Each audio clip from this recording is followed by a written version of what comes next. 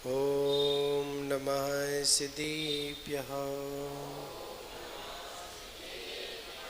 मङ्गलं भगवान् वीरो मङ्गलं गौतमो गणी मङ्गलं मुकुन्दकुन्दाढ्यो जैनधर्मोऽस्तु मङ्गलम् सर्वमङ्गलमाङ्गल्यं सर्वकल्याणकारिकम् प्रधानामि सर्वधर्माणां जैनं जयतु शासनं जैनं जयतु शासनं जैनं जयतु शासनम्।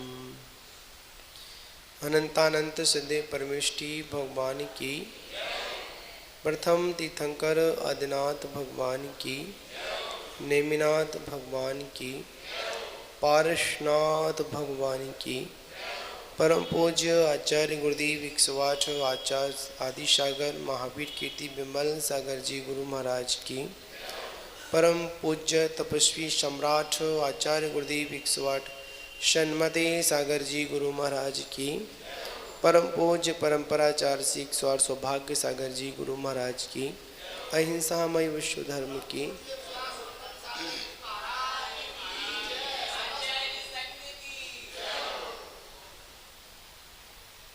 महान बाबू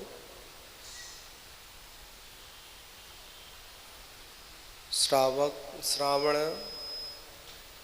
माह की कृष्ण पक्ष की पंचमी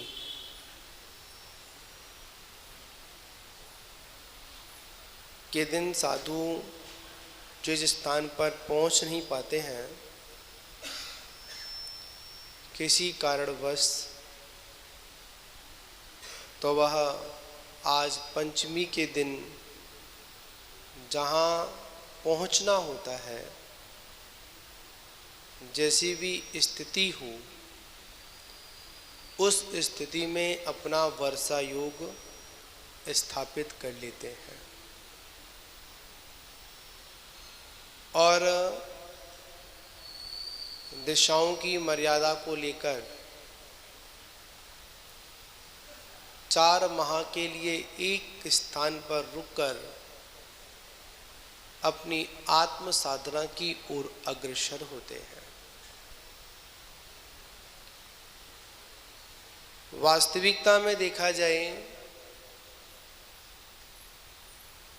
चतुर्मास काल का लक्ष्य और उद्देश्य यही होना चाहिए। साधु भी अपनी साधना में रहे और श्रावक भी साधु की साधना में सहयोगी बने और जितना हो सके वो भी साधना रत रहे, क्योंकि ये वर्षा योग ऐसा योग बना देता है, इसमें श्रवण और श्रावक दोनों का सहयोग बन जाता है। क्या वर्षा योग का ऐसा योग है, यहाँ पर श्रवण और श्रावक क्या बनता है, आपस में सहयोगी बनते हैं और एक दूसरे की साधना में दोनों सहभागी भी बनते हैं। महान बाबू जब कोल्हापुर आचार्य श्री के साथ चतुर्मास हम लोग कर रहे थे,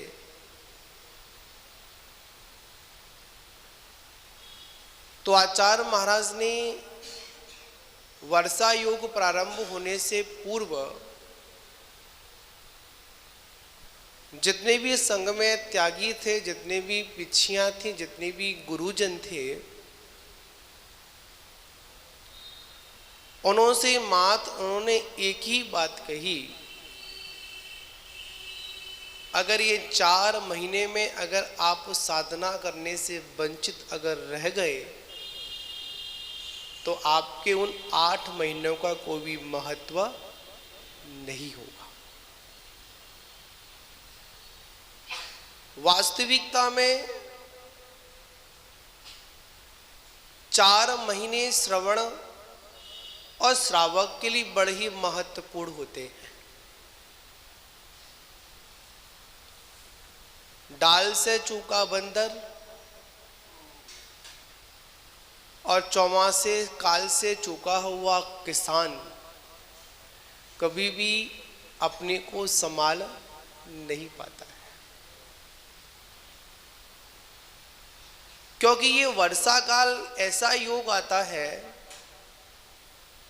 इसमें बहुत से ऐसे योग भी बनते हैं जिन योगों के माध्यम से हम अपने मन वचन काय योगों को केंद्रित कर उस आत्मा से अपना मिलन भी करते हैं।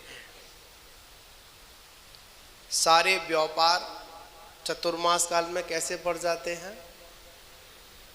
ठंडे बस्ते में चले जाते हैं। चतुर्मास की आवश्यकता क्यों? आखिर में साधुगण चतुर्मास, देखिए प्राचीन ग्रंथों में वर्षा योग शब्द आता है, चतुर्मास शब्द नहीं आता है। चतुर्मास का मतलब होता है 4 मास रुकना। वो गर्मी की भी हो सकते हैं, सर्दी के भी हो सकते हैं और बारिश के भी हो सकते हैं। जैसे ग्रीष्म काल आता है, शीत काल आता है, ऐसे ही वर्षा योग भी आता है। वर्षा योग से मतलब यह होता है कि जब तक वर्षा हो रही है तब तक साधु लोग क्या नहीं करेंगे? कहीं पर गमनागमन नहीं करेंगे। क्यों नहीं करेंगे? क्या कारण है?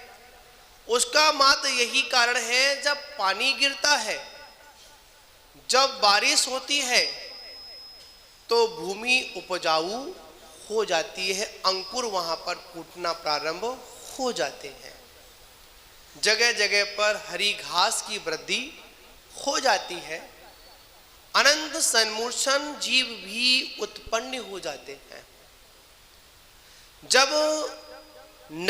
जब बारिश ज्यादा होती है तो यातायात के साधन भी कैसे होते हैं? छूट जाते हैं, टूट जाते हैं। आज तो हम लोगों ने पक्के पुल बना लिए हैं, पहले तो पक्के पुल नहीं होते थे, लकड़ियों को पुल हुआ करते थे। वहां पर निकलते तो बारिश का समय आता था तो उन पुलों को क्या करते थे? साइड से कर दिया करते थे। वर्षा योग का मतलब है कि इस वर्षा योग में अनंत जीव राशियों की उत्पत्ति होती है। इसलिए साधु अपने व्रतों की रक्षा के लिए, किसकी रक्षा के लिए? आप लोगों से पूछे, साधु लोग चतुर्मास क्यों करते हैं? आप बोलोगे महाराज ज्ञान देने के लिए, प्रभाव न करने के लिए, लोगों को जोड़ने के लिए। नहीं बाबा, ऐसी मानसिकता बिल्कुल गलत है। साधु का उद्देश्य होता है मात जो उसने व्रत लिए हैं उन व्रतों की क्या होती रहे? सुरक्षा होती रहे, उन व्रतों में किसी भी प्रकार का दोष ना लगे, इसलिए चतुर्मास होता है। पर जब श्रावक का संबंध जुड़ता है तो श्रावक क्या करता है? धर्म की प्रभावना करता है। और धर्म की प्रभावना कब होती है? बताओ राजीव जी, बताओ। साधु आने के बाद होती है। पर आप लोग प्रभावना कैसे करते हैं? हाँ राजू भाई बताओ कैसे करते हैं? बस महाराज आ गए, महाराज जी बैठ गए, बस हमारा काम कैसा हो गया? फ्री हो गया आप लोग? नहीं, ऐसा नहीं। आचार्य महाराज कहते थे एक साधु का चतुर्मास कराने का मतलब यह होता है, वर्षायु कराने का मतलब यह होता है एक हाथी को पालना। किसको पालना? हाथी को पालना। क्योंकि उन रत्नेत्रधारियों की साधना में किसी भी प्रकार का अगर कोई विकल्प आ गया तो आप समझ लेना कि आप चतुर्मास में चाहे बाहर की कितनी भी प्रभाव ना करें, कितनी भी अच्छी सजावट करें, कितने भी अच्छे बैंड बजाएं, कितना भी अच्छा साधनों को जोड़ लें, पर साधु के मन में कोई विकल्प नहीं आना चाहिए हमारी प्रति, हमारे द्वारा। और मैं तो एक बात कहता हूं, रत्नेत्रधारियों से आप जब प्रभावित होकर, क्या होकर, रत्नेत्रधारियों से प्रभावित होकर रत्नत्रय ग्रहण करने की भावना अगर आपके अंदर आ जाए तो आप समझ लेना कि आपका चतुर्मास कराना सफल हो गया। क्या रत्नत्रयधारियों से मिलकर उनके चरण सानिध्य में बैठकर कैसे भाव आ जाए, मैं भी कैसा बनूं, बताओ किस किस के ऐसे भाव आए थे पहले, किसी की आए क्या, बोलो राकेश जी आए क्या? अब तो विचार कर लो, कई विचार आए क्या? अच्छा चलो, भाव आए, आए, कितने आए थे, कितने आए थे? ज्यादा नहीं आ पाए, ऐसे आए थे जैसे सिरसागंज में एकदम बादल आते हैं ना क्या आते हैं, बादल आते हैं ना, बहुत तेज बादल आते हैं। और जैसे ही बादल आए तो क्या हुआ, लगता तो हाँ अब तो घोर बारिश होने वाली है। अब लग रहा है कि पूरा का पूरा सिरसागंज पानी में डूबने वाला है। सारे लोग तैयार हो जाते हैं, छत पर पहुंच जाते हैं, इधर देखते हैं उधर देखते हैं, खुशियां मनाते हैं। और थोड़ा सा एकदम हवा का झोंका आता है, सारे के सारे बादल सिरसागंज में ना बदलकर बगल वाले पड़ोस वाले छोटे से गांव में बरस जाते हैं और कहते हैं हमारे तो पानी गिरा ही नहीं। ऐसी भाव आते हैं, कोई बात नहीं, ऐसे भाव आना ही आपकी आत्मा के प्रति बहुत अच्छी बात है। बहुत से लोग होते हैं जिन्हों को ऐसे भाव भी नहीं आते। पहले तो भाव बनाना चाहिए। क्या बनाना चाहिए बताओ, मैं आप लोगों से पूछूंगा, आप लोग व्यापारी हैं, कितने लोग बैठे हैं, हमारे मास्टर भी बैठे हुए हैं, ठीक है, पहले भाव बनाते हो या पहले वस्तु खरीदते हो? क्या खरीदते हो, वस्तु या भाव? भाव बनाते हो ना, घर से भाव बनाकर लेकर जाते हो, और ये खरीदना है। आप जब लोग साड़ी खरीदने जाते हो ना, हाँ, क्या खरीदने जाते हो, बोलो एक बार जोर से बोलो। ये तो आपकी बड़ी फेवरेट व्यवस्था है, जाते हो ना, और ये साड़ी खरीदनी है और इतने इतने की खरीदनी, ये भी मानसिकता बना के जाते हो और खरीद के भी लाते हो। अगर उससे अच्छी मिल जाए तो वो भी खरीद के लाते हो।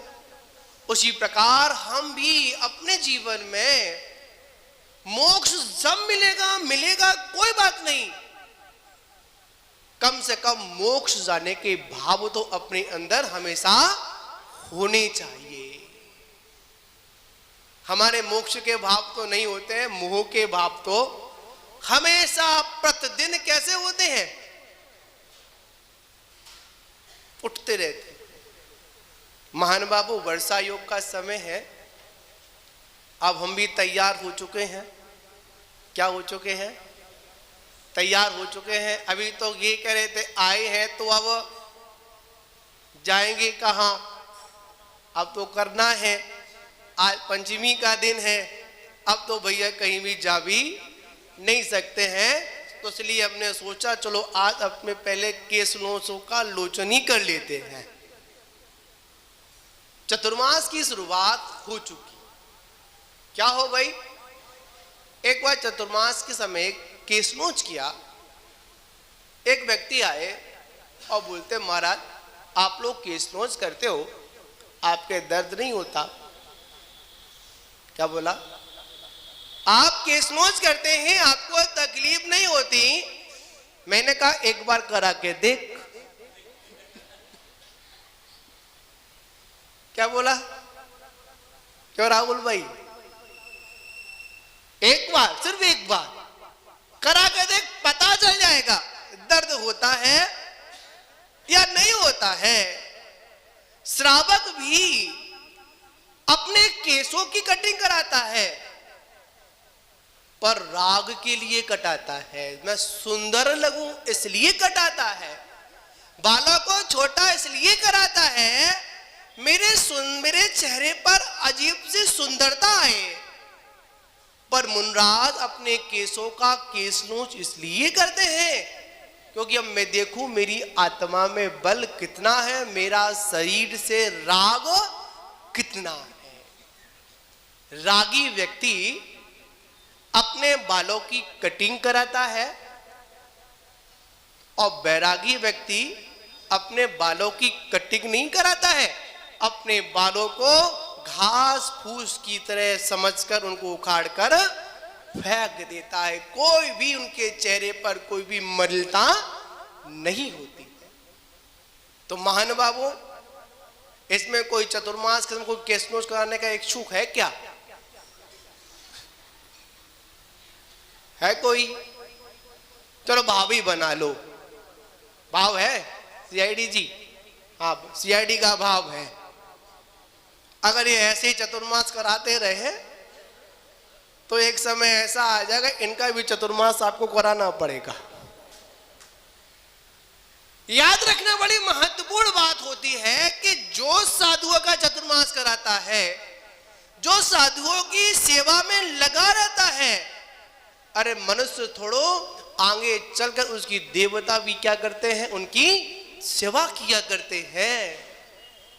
महानुभावों, आज वर्षा युग का प्रारंभ का दिन, वैसे तो श्रावक आषाढ़ शुक्ल चतुर्दशी के दिन चतुर्मास प्रारंभ हो जाता है, पर किसी ना कारणवश साधु नहीं पहुंच पा रहे हैं, और जहां पहुंच भी गए हैं पर ये भक्त होते हैं ना, कैसे होते हैं ये भक्त होते हैं, भक्त ये क्या करते हैं, और ये चौथे काल के भक्त नहीं है। ये कौन से काल के भक्त हैं? पंचम काल के भक्त हैं। अब देखिए चौथे काल के श्रावकों में और पंचम काल के श्रावकों में क्या फर्क था? सिर्फ इतना फर्क है कि चतुर्थ काल के श्रावक मुनियों के अनुसार चलते थे। कैसे चलते थे? चौथे काल के श्रावक कैसे थे?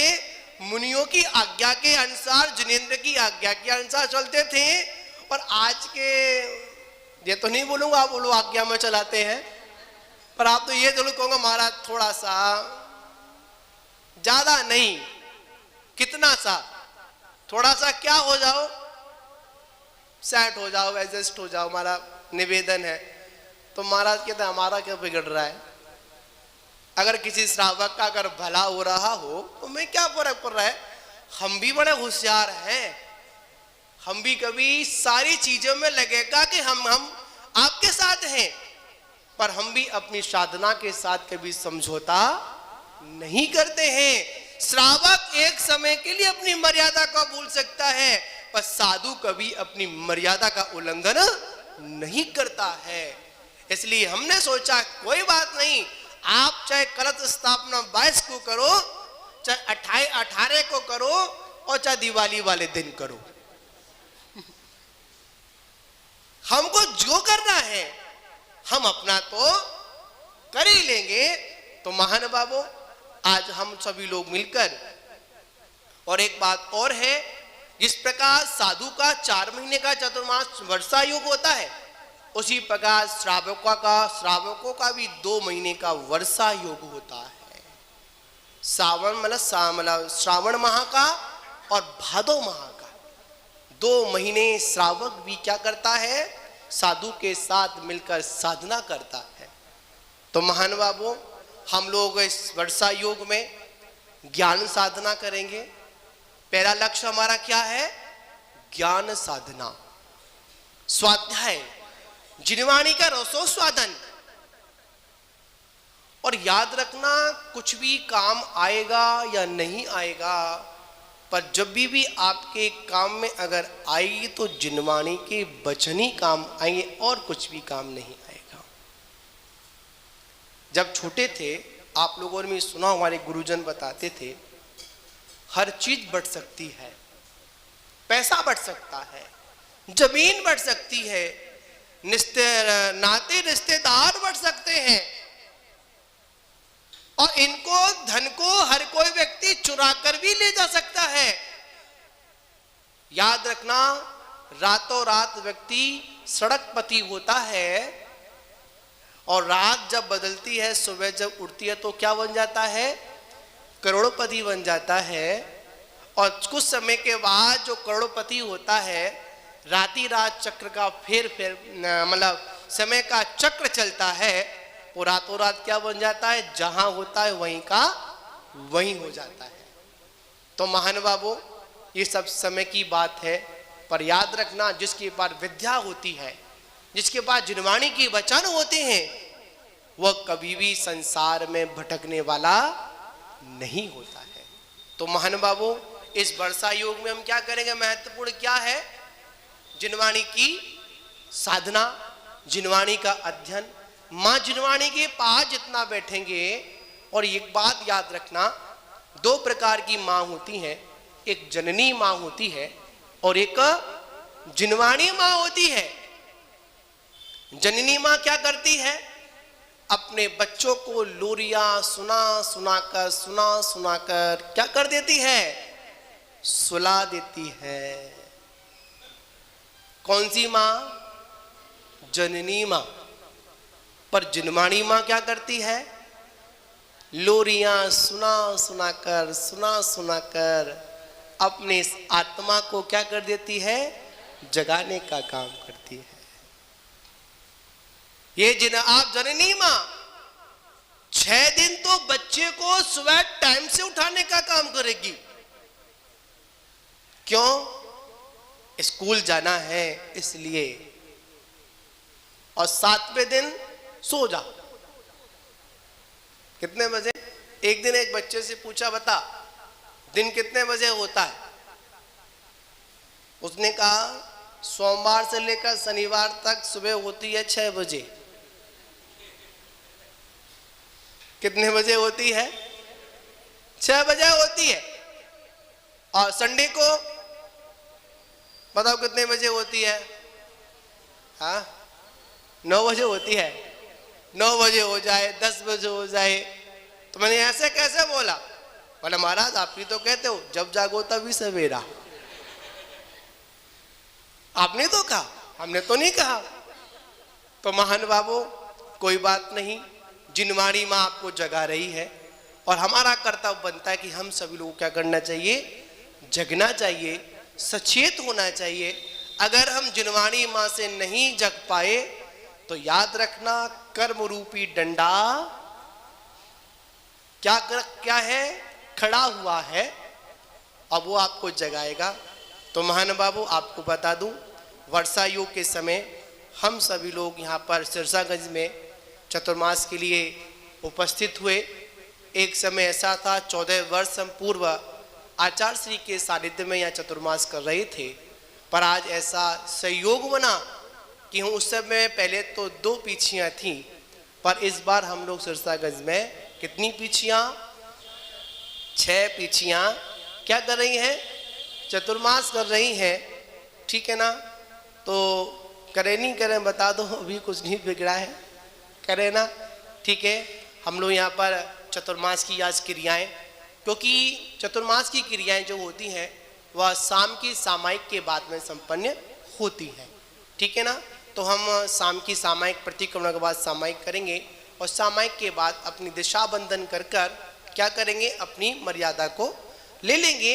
फिर भी हम आपको बता दें, आज पंचमी है, अंतिम दिन है, तो बता दें हम आपको, हम शीर्षागंज में चतुर्मास काल मतलब आज से लेकर जब तक भगवान महावीर स्वामी का निर्वाण महोत्सव नहीं होगा, जब तक हम शीर्षागंज में ही अपना प्रवास करेंगे, ऐसा हम संकल्प करते हैं।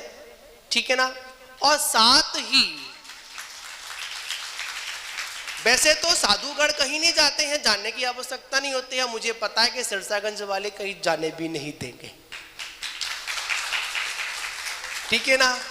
कोई बात नहीं, सिरसागंज में मैं पहले से परिचित हूं, मैं यहीं पर साधना करूंगा। फिर भी ऐसी मर्यादा के साथ में साधु जुड़ता है, कुछ उसमें संकल्प के साथ थोड़ा सा एक नियम और लेता, व्यवस्था बना के रखता है। अगर कोई रत्नयात्रा की साधना में अगर कोई बाधा आ रही है या साध निकट अगर कहीं पर समाधि अगर हो रही है, ठीक है ना, और अगर कोई ऐसी चीज है जहां पर साधु को विशेष रूप से जानने की आवश्यकता पड़ रही है, तो साधु वहां क्या करता है, वहां पर साधु जा सकता है।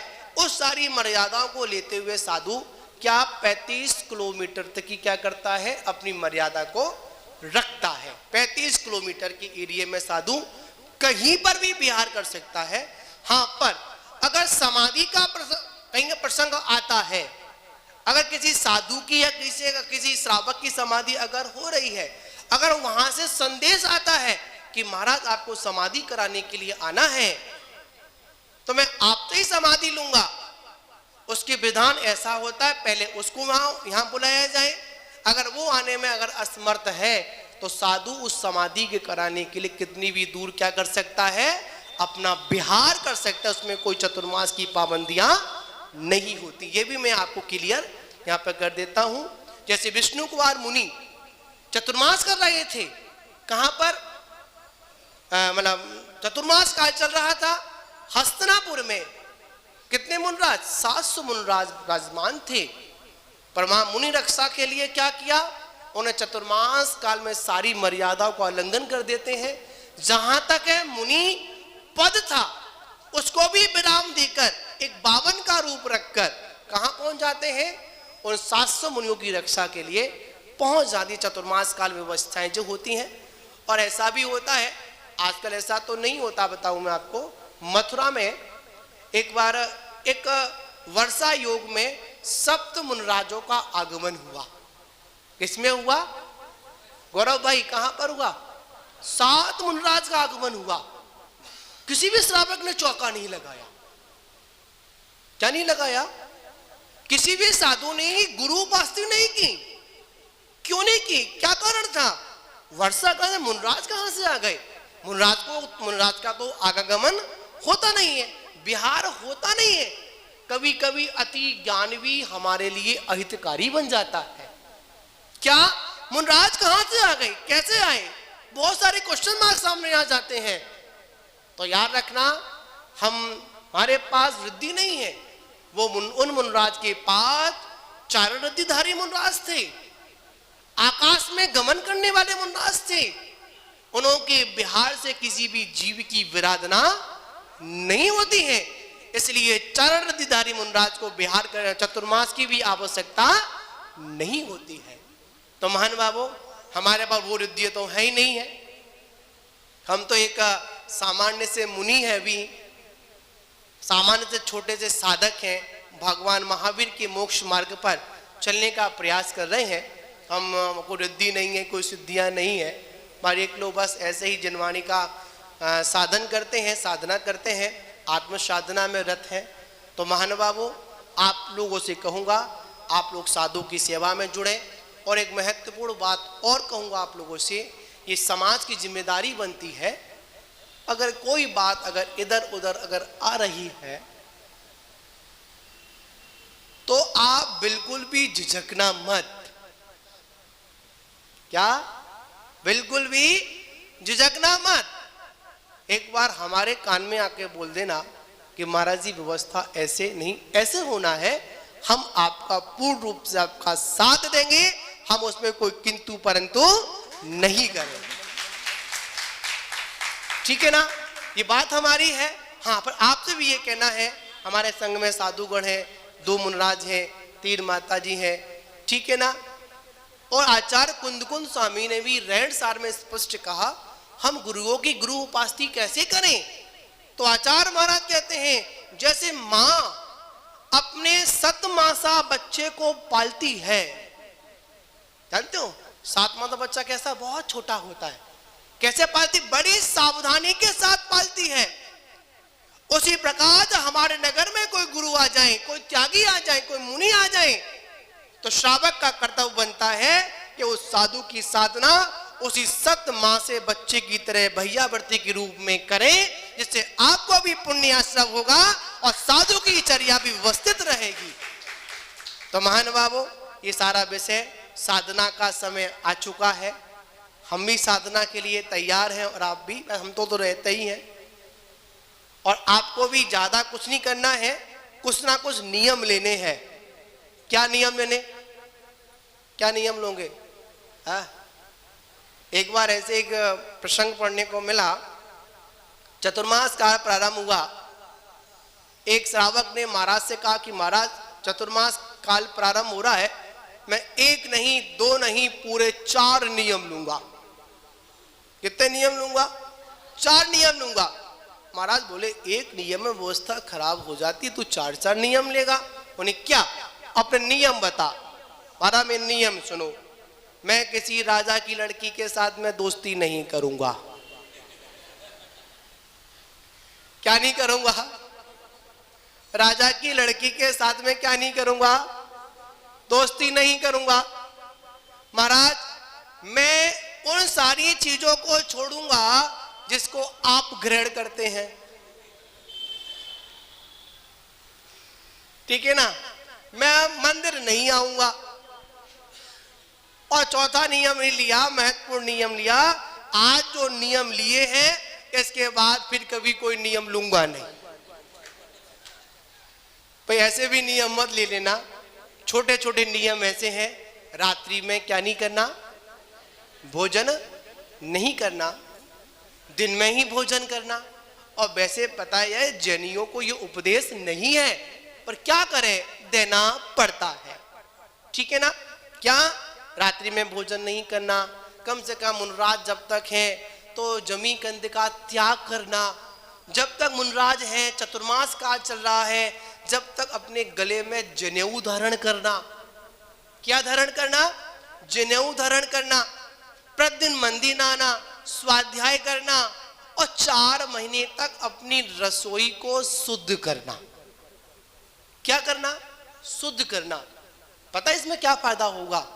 इसमें यह फायदा होगा, हमारे ये 2 महाराज जाएंगे ना, तो इनको इशारे नहीं करने पड़ेंगे, आलू का त्याग करो, रात्रि भोजन का त्याग करो, इशारे नहीं करने पड़ेंगे इनको। और एक बात महत्वपूर्ण कहूंगा, मैंने बोला था, परसों कहा था मैंने चौके में, बहुत लोगों ने बोला कि महाराज आप आए, हम चौका लगाएंगे, चौका लगाएंगे, चौका लगाएंगे। बहुत लोग कहते हैं महाराज के लिए चौका लगाओ, चौका लगाओ। क्या लगाओ? हमारे कहाँ गए मोटे हैं? वो कह रहे महाराज, मैं छत पे बैठा था, बोला महाराज मैं बहुत बिजी हूँ, मैं जा रहा हूँ। मैंने कहाँ जा रहा है? कि महाराज चौके की लिस्ट बनाने जा रहा हूँ, चौका लिखने जा रहा हूँ। मैंने याद होगी बेमन, चौका कोई लिखने की चीज होती है क्या? यहां तो हमको, हाँ यहां तो हमको ये बात रखनी है कि 4 महीने हम मुनराज के लिए चौका नहीं लगाएंगे। बड़ी कटु शब्द कहूंगा आप लोगों के लिए, अगर आपके मन में यह भावना आती है हम महाराज के लिए चौका लगा रहे हैं, तो आप पुण्य आश्रम नहीं करते, आप वहां पर पाप आश्रम करते हैं। क्या आप वहां पर पापाश्रम करते हैं, पुण्याश्रम नहीं करते हैं? भावना ये आने चाहिए कि हम शुद्ध भोजन करेंगे और अपने गुरु उपासती और अतिथि सम्यवाद व्रत का पालन करेंगे। अगर हमारे नगर में मुनराज हैं, उनका पड़गाहन करेंगे और पड़गाहन करने के बाद फिर हम शुद्ध भोजन करेंगे, तो समझ लेना कि आपका चतुर्मास कराना सार्थक हो गया। कम से कम 4 महीने शुद्ध भोजन करने का तो नियम ले ही लेना। आटे की मर्यादा का ध्यान रखना, मसाले की मर्यादा का ध्यान रखना। तो अगर श्रावक अगर आज ऐसी चर्या कर लेता है तो साधुओं को या साधुओं के लिए चौके लिखाने की आवश्यकता नहीं पड़ेगी। महान बाबू, चंदोवा भी लगा लेना। क्या लगा लेना? चंदोवा भी लगा लेना। वारिस काल है, वारिस काल में अनेक जीव राशि उत्पन्न हो जाती है, अनेक मकड़ियां उत्पन्न हो जाती हैं और भोजन में आकर गिर जाती हैं। एक तो हिंसा का पाप लगता है और हमारे जब भोजन में जाती हैं तो वो क्या करती हैं?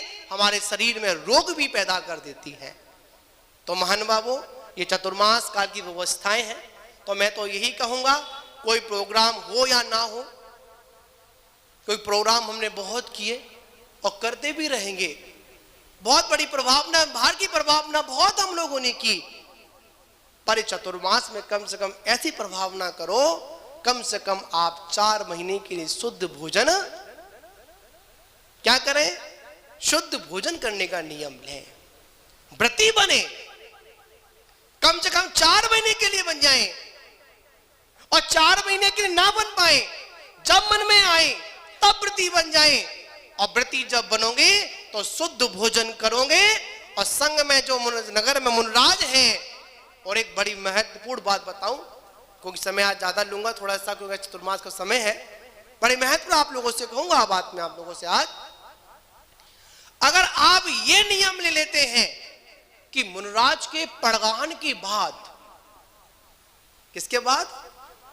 संग में नगर में मुनराज, संग में नगर में मुनि संघ विराजमान है, चाहे हमारा संघ हो या किसी का भी संघ हो, अगर वहां पर नियम ले लेते हैं मुनराज की आहार बेला के बाद, मुनराज के पड़गान के बाद मैं भोजन ग्रहण करूंगा, तो याद रखना इन 4 पीछियों को आहार देने का पुण्य नहीं मिलेगा कि 2.5 द्वीप में जितने मुनराज हैं उन सभी को आहार दान देने का आपको पुण्य मिलेगा।